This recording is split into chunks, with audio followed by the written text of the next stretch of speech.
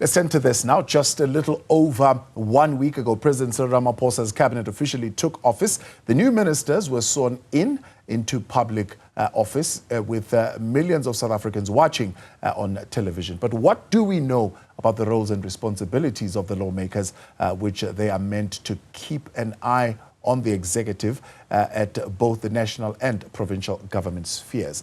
Newzroom Afrika's Ziniko Mhlaba filed this report. The dust has now officially settled.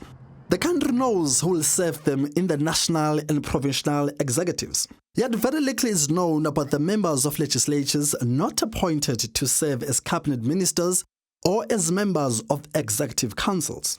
They usually work behind the scenes, drafting policy, laws, and of course, keeping the executives honest.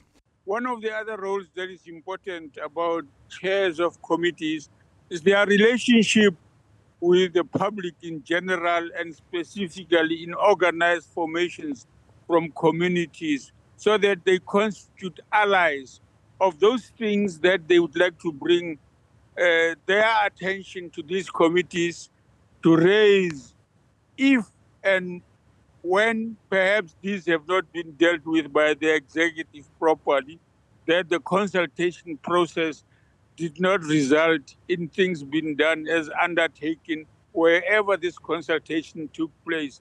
So it is these are important leadership of Parliament, and both inside Parliament generally by the leadership and members, as well as by the public and NGOs, NPOs in general, to recognize the significance of committees, because working together with these public organizations, a huge difference can be made to what happens inside these committees and their findings and rulings on critical matters that faces the public.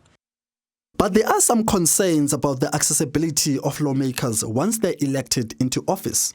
This regularly leaves frustrated citizens without an option but to embark on protest, which often turn violent.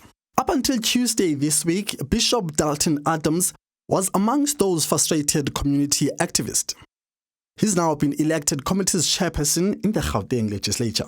We don't have to burn tires. The time for burning tires and burning infrastructure is gone. We want to tell them what is the channels that they can actually go to be able to bring their grievances. And we must be a listening government and also an implementing government. Adams, who's now on the other side of the table, so to speak, says the views of ordinary citizens should never be undermined. So we are saying today that to bridge the divide between the communities, bring legislature closer to the people. The people must know this is their institution, it's their legislature. It is not for MPLs and for MECs and for premiers, it is for the people. And the people must feel that they have part in making laws. Adams urges all South Africans to take an active interest in the affairs of both the national and provincial government and legislatures as through various channels provided for by the country's constitution. For Newzroom Afrika on Channel 405, I'm Ziniko Mhlaba in Johannesburg.